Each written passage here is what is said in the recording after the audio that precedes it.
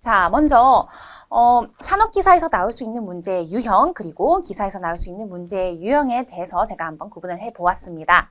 각각의 과목에 대해서 다른 영상들이 제작될 예정이고요. 각 과목마다도 여러 가지 문제를 다룰 예정이니까 기대를 해주시면 좋겠습니다. 자, 우선 결론부터 말씀드리자면요. 산업기사 기사에 동일한 문제 당연히 출제가 되기도 합니다. 하지만 동일한 문제들은요, 여러분들 어차피 공부하시면서 마주치게 될 테니까 큰 의미가 없겠죠. 그래서 제가 준비한 문제는요, 산업기사에서는 문제가 이렇게 출제가 되었는데 기사에서는 이렇게 출제가 되었더라. 자, 그럼 이 둘 사이에는 어떠한 차이점이 있을까가 되겠습니다. 자, 이번 시간의 문제는요, 투자율에 관련된 문제가 되겠습니다. 이 투자율 그리고 자성체의 경계면에 관련된 법칙이에요. 자, 자성체 경계면에 관련된 법칙이 먼저 산업기사에서는요, 공식 그대로 출제가 되었고요. 기사에서는 한 번 더 계산을 하게끔 출제가 되었습니다. 자, 그리고 여기에서 계산을 한 번 끝낸 다음에 함정을 하나 더 파놓았어요. 한번 한 문제씩 살펴보도록 하겠습니다. 자, 먼저 기본적으로 알고 있어야 하는 개념은 동일합니다. 그 개념부터 한번 알려드리도록 하겠습니다. 자, 두 자성체의 경계면, 경계 조건입니다. 자, 경계면에서 자성체가 있을 때요, 두 자성체 서로 투자율이 다른 자성체가 있습니다. 그러한 경우에 그것을 통과하는 자속이 어떻게 꺾이느냐 하는 법칙이었죠. 자, 이때 한 가지 암기법을 알려드렸습니다. H 그리고 B에 대해서 공부를 할 텐데요. 자, H는요, 가로선이 있고요. B는요, 가로선이 없어요. 이런 경우에 가로선이 있는 녀석이 수평 성분이 같고요. 세로선이 있는 녀석이 수직 성분이 같다. 물론 H에도 여기 세로선이 있지만요. B에는 가로선이 없기 때문에 H가 수평 성분, 바로 접선 성분이 같다라고 생각하는 겁니다. 자, 두 자성체 표면을 보통 이렇게 가로로 표현을 하죠. 이때 어떠한 이러한 자석이 입사를 했습니다. 꺾인다라고 했을 때, 자, H와 B의 알파벳 모양으로 암기하는 겁니다. H는 가로, 수평 성분이 같다. 수평 성분이 같다라는 거는요, 이 부분이 세타이기 때문에 요렇게 사인 성분이 같다는 것을 의미합니다. 사인이에요. 여러분, 사인 어떻게 그려요? 여기 직각삼각형이 있고 여기가 세타면은요, 사인, 요게 사인입니다. 마찬가지로 B변에서 요렇게 가는 게 사인. 따라서 여기 수평 성분이 같으면 공식이 어떻게 돼요? 공식은요, H1 사인 세타 1이 H2 사인 세타 2와 같더라. 이렇게 되는 겁니다. 자, 다음으로 이제 B 같은 경우에는 어떻게 돼요? 코사인. 이 부분이 수직 성분, 바로 우리 시험에서 많이 나오는 표현으로는 법선 성분이 되는 거죠. 법선 성분. 자, 그럼 B는 뭐예요?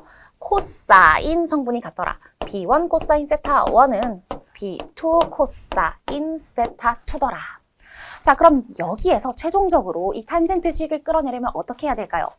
자, 이 식을 끌어내기 위해서는 위아래 식을 서로 나누어 주시면 됩니다. 자, B랑 H 사이의 관계를 이용하는 거죠. 자, B는요, mu H와 같습니다. 이 말은 여기에 적혀있는 B들을 무엇으로 바꿔줄 수가 있어요? 얘는 mu1 H1, 얘는 mu2 H2로 바꿔줄 수가 있습니다. 위아래 변을 서로 나누어주면 어떻게 돼요? 최종적으로 나누었을 때 나오는 것은요, 지금 H1, H1 없어지죠?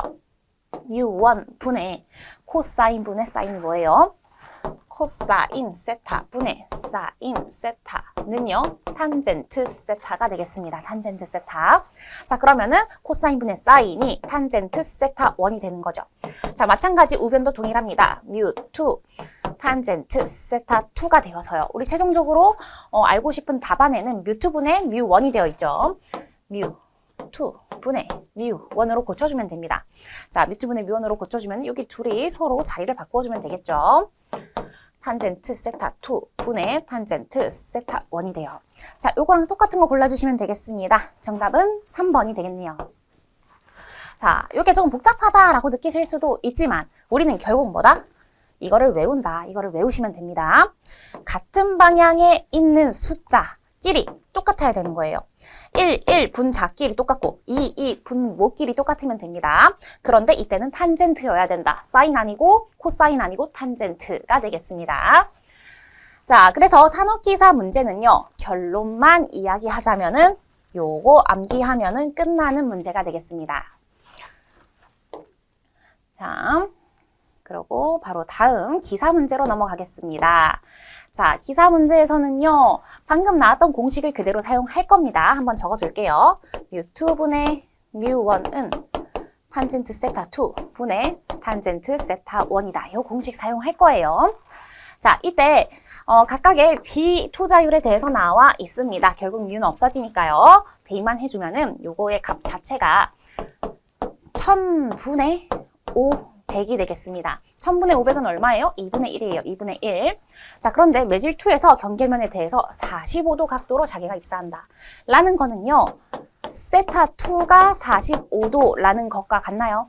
세타2가 45도면 여기에 45도 대입하면 되죠. 탄젠트 45도는 1입니다. 자, 탄젠트가 뭐예요? 탄젠트는 가로분의 세로, 가로분의 세로예요. 가로분의 세로. 여기가 45도일 때 직각 이등변 삼각형은 1대 1대 루트 2의 변 비율을 가지고 있습니다. 탄젠트 45도는 1이다. 아, 그러면은 탄젠트 세타 2 얘가 1이네요. 1 없어졌어요. 없어졌습니다. 자, 그럼 결국에 탄젠트 세타 1은 2분의 1이 나오게 되겠습니다. 자, 탄젠트 세타 1이 2분의 1일 때 이때 세타 1의 값을 계산해 주시면요. 세타 1은 26.56도가 나오겠습니다. 저희 컨닝 페이퍼 살짝 적어놨습니다. 자, 26.56 요거는 계산기로 계산해 주시면 돼요. 자, 이렇게 계산을 하면 세타 1이 나오는데요. 문제는 이게 정답이 아닙니다. 왜? 여기에서 매질 1에서 경계면과 자개의 각도에 가장 가까운 것은 이라고 했습니다. 자, 이 말은요. 한번 그림을 그려봅시다. 경계면이 있고요.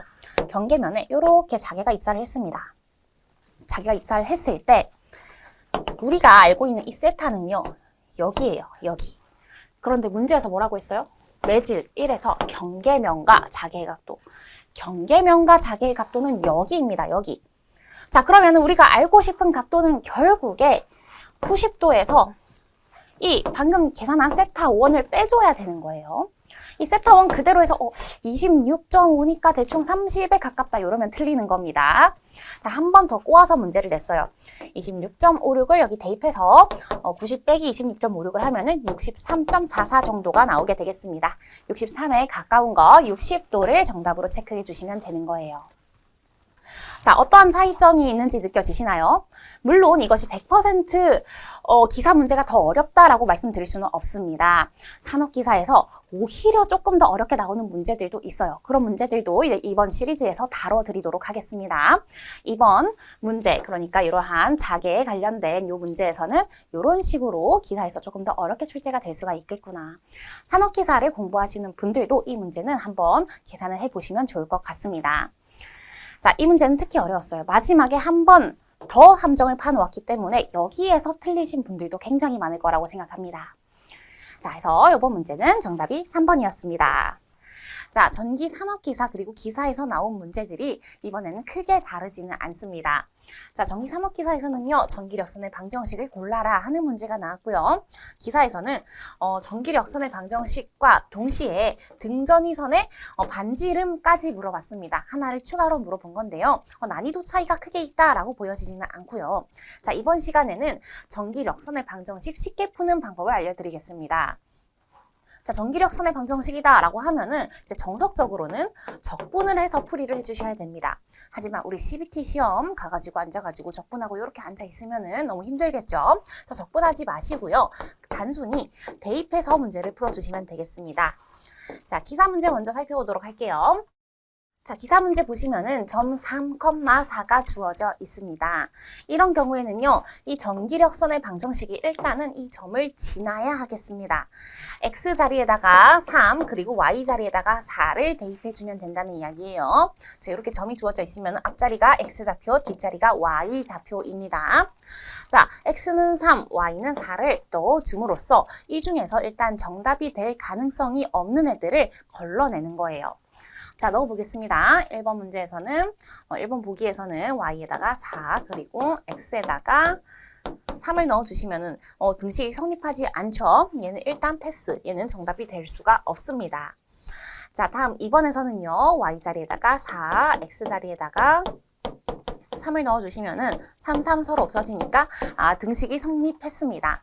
자, 2번은 일단은 정답이 될 수도 있겠다라는 생각이 들고요. 그 다음 3번에서는요. 잘 보시면은 x랑 y 자리가 박혀 있습니다. 이것도 함정이에요. 자, x 자리에다가 3 그리고 y 자리에다가 4를 넣어주면은 3분의 4 곱하기 4니까 얘도 성립하지 않죠. 3번 패스. 자, 그 다음 4번에다가 대입해주면요. 3은 4분의 3 곱하기 4가 되어서 마찬가지로 등식이 성립합니다. 자, 정답은 2번 아니면 4번인데요. 여기에서 등전이선의 반지름이 나와 있잖아요. 등전이선의 방정식이라는 거는 이 함수가 사실은 이제 원의 방정식이라는 것을 의미합니다. 자, 결론은요. 3, 4를 여기에 넣어주시면 돼요. 3, 4 넣어주시면은 3의 제곱 플러스 4의 제곱은 V가 됩니다. 자, 이거 계산하면은 3의 제곱 더하기 4의 제곱은 25가 됩니다. 25는 곧 5의 제곱이기 때문에 등전이선의 반지름은 5를 골라주시면 되겠습니다. 자, 이건 하나의 방정식 형태가 되겠습니다. 그래서 원의 방정식 자체가 제곱 더하기 제곱은 제곱의 형태를 띠고 있고요. 이쪽에서 여기 들어가는 5 자리가 바로 반지름 자리가 되겠습니다. 자, 요거 골라주시면은 4번이 정답이 되겠습니다. 자, 그러면 산업기사 문제는 더 쉽겠죠? 왜 반지름을 안 물어봤으니까. 자, 이렇게 넣어가지고 만약에 정답이 여러 개가 나온다라고 하면은 조금 이상한 문제가 되는 겁니다. 왜냐하면은 그 방정식 자체가 동일하기 때문에 3,4를 넣었을 때 정답이 하나 나오게 될 거예요. 자, 3,4를 넣어주겠습니다. 자, 3이 x자리 그리고 y가 4가 되겠습니다. 넣어주면은 1번은요. y는 12x니까 4는 12 곱하기 3입니다. 어림도 없죠. 1번은 안 되고요. 다음 2번 y 4는 12분의 x는 3입니다. 자, 이것도 12분의 3이면 4분의 1이죠. 얘도 정답이 안 되고요.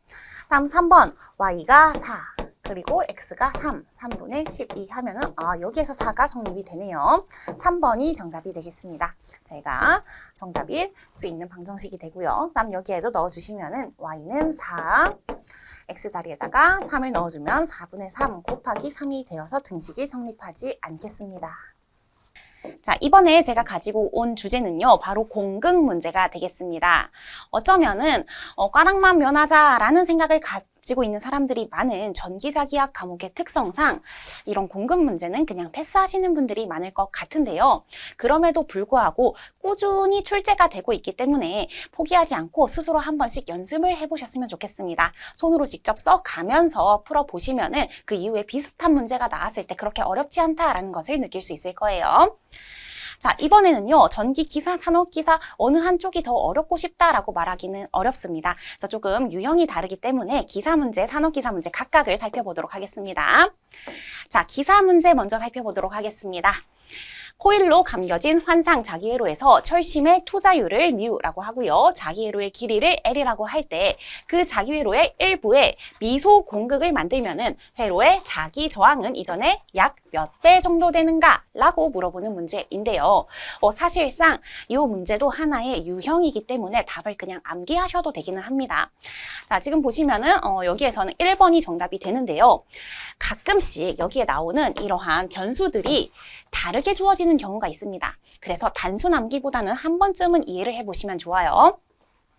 자, 처음에 기존에 이제 공극이 생기기 전에 자기 저항부터 적어볼게요. 기존의 자기 저항은 μ A분의 L이 되겠습니다. 자, 그리고 공극이 생긴 후에 자기 저항을 RM에다가 프라임을 하나 붙여줄게요. 자, 이거는요. 공극이 생긴 부분 그리고 생기지 않은 부분 있죠. 자, 이렇게 철심 이유로 기타 라고 했을 때 공극이 문제에서 자기회로 길이가 L이고 공극이 LG라고 했습니다. 요만큼 LG만큼 공극이 생겼다. 요만큼을 떼어낸 거예요. 요만큼을 떼어낸 거.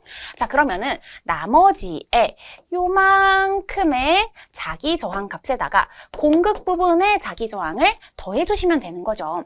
이 두 개를 더해준 게 공극이 생긴 후에 자기 저항 값이 되는 겁니다.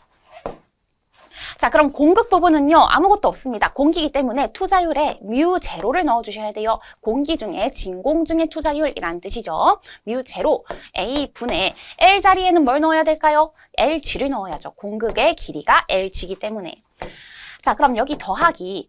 나머지 부분은요, 그대로 뮤만큼의 투자율을 가진 물질이 채워져 있기 때문에 뮤를 넣어줍니다. 자, 단면적은 마찬가지예요. 단면적은 여기를 떼어냈다고 해서 바뀌는 게 아니죠. 동일하게 이 부분의 단면적은 A입니다. 자, 그리고 이제 분자 부분이 문제입니다. 원래는요, 이 전체 길이 L에서 LG를 뺀 값인데 우리 뭐라고 가정하나요? 미소 공극은 아주 작기 때문에 무시 가능하다. 뭐라고요? L이랑 L-LG랑 거의 같다고 보자. 안 같죠. 사실 다르죠. 하지만 비슷하다고 가정을 하자. 자, 이것이 암묵적으로 정해져 있는 사실입니다. 따라서 여기 원래는 L-LG를 넣어야 하지만 그냥 L을 넣자라는 겁니다. 자, 그냥 L을 넣어줘요. 자, 그리고 문제에서 결국 물어본 거는 이전에 약 몇 배가 되었냐라는 것이기 때문에 이 값을 서로 나누어 주시면 됩니다. 자, RM 프라임 을 RM으로 나누어 주시면은 요거 나누기 요거를 해서 정리해 주면 나오는 식이 바로 1번이 되겠습니다. 자, 이해 가시나요? 조금 복잡하긴 해요. 자, 여기에서 중요한 건 뭐다? 자기저항의 식. 요거 알고 있냐? 두 번째, L이 L-LG랑 거의 똑같다라고 가정하는 거. 이거 알고 있냐? 이 두 가지가 되겠습니다. 이 두 가지를 이용해서 유도해내는 식이 되겠네요. 자, 다음으로 이제 산업기사 문제가 되겠습니다. 이거는 산업기사 문제 치고도 아주 어려운 문제에 속하는 문제예요. 자, 철심환의 일부의 공극을 만들어서 철심부의 길이 Lm 그리고 단면적 A제곱미터, 비투자율이 μR이고 공극부의 길이가 델타일 때 철심부에서 총 건수 N인 도선을 감아서 전류 I를 흘리면 자속이 누설되지 않는다라고 하고 공극 내에 생기는 자개의 자속 파이는 얼마인가? 자, 결론은 뭘 물어봤다? 자속을 물어봤습니다. 근데 무슨 자속? 공극 내에 생기는 자속. 자, 공극 내에 생기는 자속은요, 그냥 전체 자속과 동일합니다. 결국에는 여기를 떼어냈을 때 이 부분의 자속은 뭐와 같다? 전체 자속과 동일하다. 그래서 자속을 계산해 주시면 되는데요. 자속의 공식 뭐가 있었죠? 자, 암기법을 하나 만들어 봤는데요. 니, 알, 라고 기억해 주시면 되겠습니다. 니 알바 공식이에요. 이거 지금부터. 자, NI에다가 RM파이니까 니 알바. 자, 이렇게 읽으시고요. 자, 요거는요. 우리 전기자기학에서 필수적으로 암기하셔야 되는 공식입니다. 자, 여기서 파이의 값을 알 수가 있죠. 파이는 어떻게 계산한다? 파이는 NI 나누기 RM이다. 자, 그럼 여기서 RM의 값만 아까와 똑같이 계산해 주시면 됩니다. 근데 제가 뭐라 그랬어요? 그대로 암기하면 안 된다. 왜? 문자가 바뀌어서 출제되니까 지금 공극부의 길이가 델타라고 바뀌어서 출제되었습니다.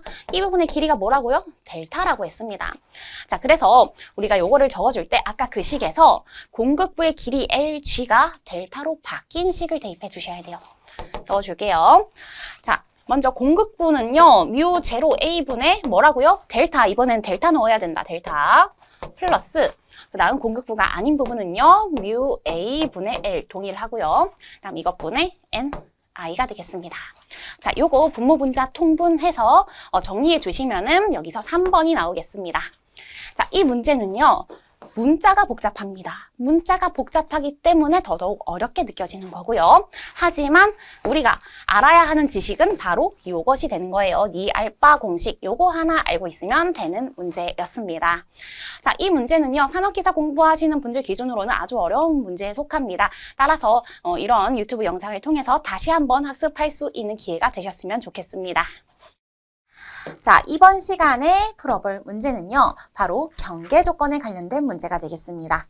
이 경계조건 문제 같은 경우에는 처음에는 삼각함수가 포함되어 있기 때문에 조금 보기 싫을 수는 있겠지만 익숙해지고 나면은 그냥 바로바로 1초 만에 풀 수 있는 문제가 되겠습니다.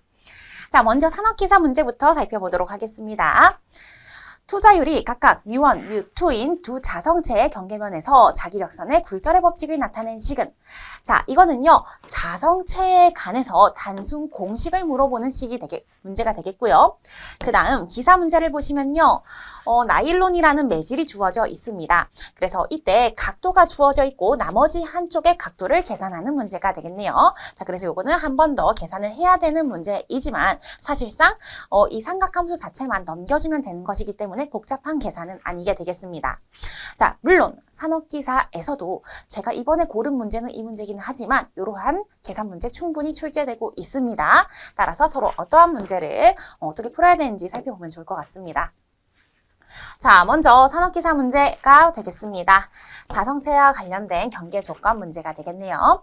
자, 요거 저랑 같이 풀어보신 분들은 다 기억하고 있을 겁니다. 암기법 알려드렸죠. 어느 쪽이 사인이고 어느 쪽이 코사인인지 헷갈릴 때는요. 자, 우리가 자성체 경계 조건에서 B가 있고요. H가 있습니다. 요 두 가지 헷갈리지 않으려면은 이 H에 뭐가 있다? 이 가로선이 있다. 가로선이 있다. 요거를 통해서 헷갈리지 않기로 했습니다. 가로선이 있으면은 얘는 경계면에 대해서 수평 방향 성분이 같고 B는 없으니까 세로 바로 수직 방향 법선 성분이 같다. 이렇게 기억하기로 했어요. 자, 그러면은 여기에서는요. 우리가 일반적으로 쓸 때는 H를 먼저 쓰게 되겠습니다. H 해서 HB 요 순서대로 해야지 공식이 예쁘게 나오거든요. 자, 경계 조건이라는 거는 이 경계면이 있을 때, 자, 이렇게 입사각과 반사각에 관련된 식이 되겠습니다. 우리가 이렇게 법선을 그리고요. 법선 사이에 각이 세타가 됩니다. 경계면 사이가 아니고요. 법선과 요 사이에 각도가 세타가 되는 거예요. 자, 그럼 이때 이 수평 성분이 같다는 것은 무엇을 뜻할까요? 세타를 기준으로 생각해보면은 사인 값이 되겠습니다. 사인을 곱했을 때, 자, 이쪽에서 H라고 해봅시다. H에다가 사인 세타를 곱하면은 바로 수평한 접선 성분이 나오게 되는 거죠. 그리고 코사인을 곱했을 때는 법선 성분이 나오게 되는 거예요. 아, 그래서 H에다가 사인을 곱하는 거구나. 자, 우리 매번 이렇게 이해하지 않습니다. 처음에만 이렇게 이해하고 나중에는 그냥 암기하는 거예요. 자, 이렇게 되고요. H2 sin 세타 2. 한쪽이 1이라고 했을 때 다른 한쪽이 2인 거죠.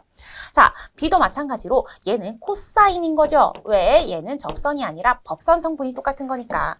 B1 코사인 세타 1은 B2 코사인 세타 2가 되는 거고요. 자, 이거를 위아래를 나누어 주시면 되겠습니다. H와 B 사이의 관계는 어떻게 돼요? 이 B라는 것 자체가 투자율에다가 H 곱한 것으로 다시 바꿔 써줄 수 있죠.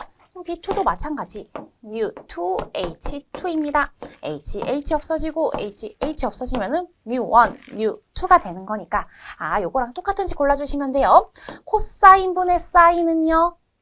탄젠트입니다. 자, 그래서 얘는 탄젠트 세타 1이 되고요. 얘도 마찬가지로 탄젠트 세타 2가 되고 지금 얘가 분모에 있는 거죠. 분모에 있는 거 똑같은 거 골라주시면은 3번이 되겠습니다. 자, 요거 첫 번째 식, 두 번째 식을 암기한 다음에 위아래를 서로 나누어 주면은 세 번째 식이 유도되는 형태인 거예요. 자, 다음으로 요거는 기사 문제가 되겠습니다. 자, 나일론의 비유전율이 4로 주어져 있습니다.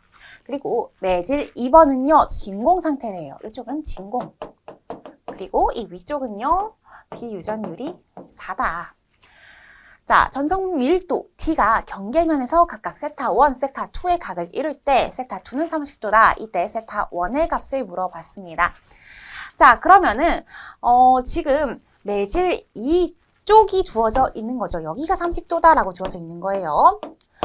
자, 이때는요, 탄젠트 관계를 이용해주면 되죠. 왜? 그때 유전율과 유전율의 비율로 탄젠트 값을 알 수 있고요. 탄젠트 함수를 거꾸로 넘겨주면은 세타 값을 알 수 있습니다. 자, 적어보겠습니다. 마지막 식은요. 탄젠트 세타 1 나누기 탄젠트 세타 2는 입실론 1 나누기 입실론 2가 되는데요. 자, 여기에서 우리가 탄젠트 세타 1이 궁금해요. 탄젠트 세타 1이 궁금하고 자, 이때 30도입니다. 탄젠트 세타 2가 30도이기 때문에 30도 넣어주시면은 루트 3분의 1이 나와요. 자, 요거는 암기해 주시면 좋고요. 까먹으면 그냥 계산기로 계산해 주시면 됩니다. 자, 입실론 1 나누기 입실론 2. 지금 진공이기 때문에 여기는 1이죠. 그러면 4가 되겠습니다. 진공에서의 비유전율은 1이에요. 자, 4. 여기서 탄젠트 세타 1 빼고 넘겨주게 되면은 탄젠트 세타 1은 3분의 1이 넘어가가지고 루트 3분의 4가 되고요. 자, 그럼 우리가 결국에 궁금한 거는 세타 1입니다. 세타 1은 아크탄젠트 루트 3분의 4가 되는 거죠. 자, 여기에서 이 탄젠트를 벗겨주는 함수를 우리가 역삼각함수라고 해요. 우리가 원래 x에다가 x 없애주려면은 x에 마이너스 1승 곱해주죠. 곱하면 1이 되니까. 마찬가지로 이 삼각함수도 여기에다가 탄젠트에 마이너스 1승을 곱해주잖아요. 그러면은 얘가 딱 지워지면서 세타가 바깥으로 튀어나와요. 자, 요 과정은요, 알고 계셔야 됩니다. 이미 기출문제에 이러한 삼각함수를 활용하는 방법이 나왔기 때문에 탄젠트 속에 있는 세타 값을 계산하기 위해서는 탄젠트를 이렇게 쏙 벗겨내야 되는구나. 자, 그래서 특히 산업기사 공부하시는 분들은 요거 생소하실 수 있어요. 더 수학에 대해서 이제 공부를 적게 하시는 분들이 많기 때문에 요거는 한번 알아두시면 좋을 것 같습니다. 자, 그래서 아크탄젠트의 탄젠트의 마이너스 1승과 같은 말입니다. 1번을 정답으로 골라주시면 되겠습니다.